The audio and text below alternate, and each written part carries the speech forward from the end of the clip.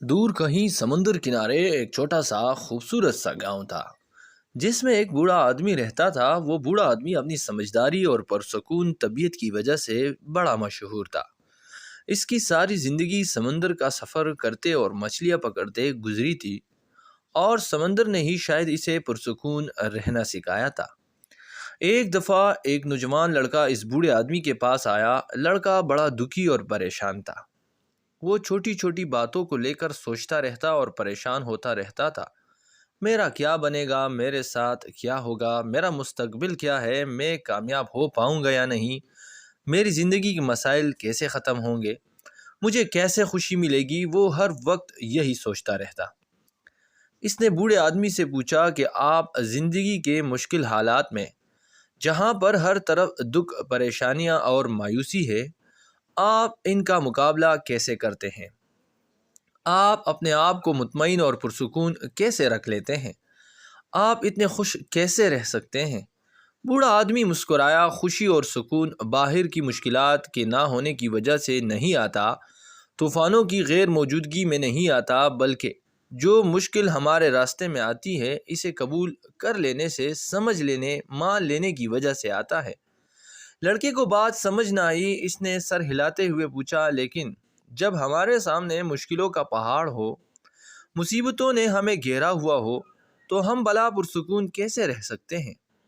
بوڑھے آدمی نے سمندر کی پرسکون لہروں کی طرف دیکھا۔ میں تمہیں اپنی زندگی کی ایک کہانی سناتا ہوں، ایک واقعہ سناتا ہوں، تمہیں سمجھ آ جائے گی۔ کئی سال پہلے کی بات ہے، میں اپنی چھوٹی سی کشتی میں سمندر کا سفر کر رہا تھا۔ ہر طرف خاموشی اور سکون تھا۔ اچانک میں نے دیکھا کہ ایک بڑی سی کشتی تیزی سے میری طرف آ رہی ہے۔ میرے تو اوزان خطا ہو گئے۔ میں گھبرا گیا کہ یہ کہیں میری کشتی سے ٹکرا ہی نہ جائے، مجھے نقصان نہ پہنچا دے۔ جب وہ کشتی تھوڑا اور قریب آئی تو میں نے دیکھا وہ بالکل خالی تھی۔ اس کے اندر کوئی آدمی نہیں تھا۔ اس وقت میرے پاس دو راستے تھے۔ ایک تو میں اس غیر ذمہ دار ملاح پر غصہ کر سکتا تھا، افسوس کر سکتا تھا جس نے اپنی کشتی کو باندھا نہیں اور غیر ذمہ داری سے سمندر میں کھلا چھوڑ دیا، جو کسی حادثے کا باعث بن سکتی تھی۔ اور یا پھر صورتحال کو سمجھ کر افسوس کرتے رہنے کی بجائے اپنی کشتی کا رخ موڑ لیتا، اپنے آپ کو بچا لیتا، اور میں نے ایسا ہی کیا۔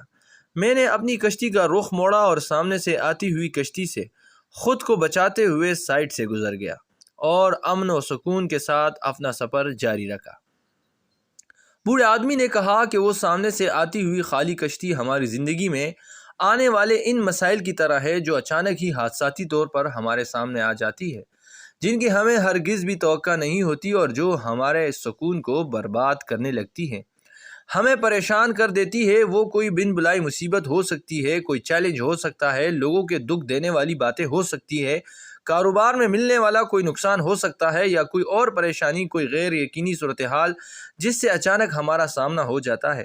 اب چوائس ہمارے پاس ہی ہوتی ہے کہ ہم نے اسے دیکھ دیکھ کر، اس کے بارے میں سوچ سوچ کر پریشان ہوتے رہنا ہے، غصہ کرنا ہے، اس کے ساتھ ٹکرا جانا ہے، یا پھر اس غیر یقینی صورتحال کو قبول کرتے ہوئے اپنے اندر کے سکون کو برقرار رکھنا ہے، اس غیر یقینی صورتحال کو گزرنے دینا ہے۔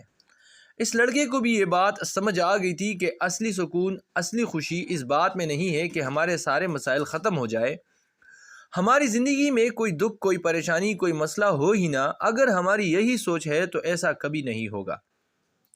اس طرح تو ہم کبھی خوش نہیں ہوں گے، ہمیں کبھی سکون نہیں ملے گا۔ کوئی پریشانیاں تو زندگی میں آتی ہے اور آتی ہی رہیں گی۔ ہماری خوشی کا انحصار ہمارے ساتھ ہونے والے واقعات پر نہیں ہوتا، بلکہ اس بات پر ہوتا ہے کہ ہم ان واقعات کو رسپونڈ کیسے کرتے ہیں۔ ہم ان واقعات کے بارے میں سوچ سوچ کر پریشان ہوتے رہتے ہیں، حالات کا رونا روتے ہیں، یا پھر انہیں زندگی کا حصہ سمجھ کر قبول کر لیتے ہیں، صبر سے کام لیتے ہیں اور ان کا حل تلاش کرنے کی کوشش کرتے ہیں اور خوش رہنے کی کوشش کرتے ہیں۔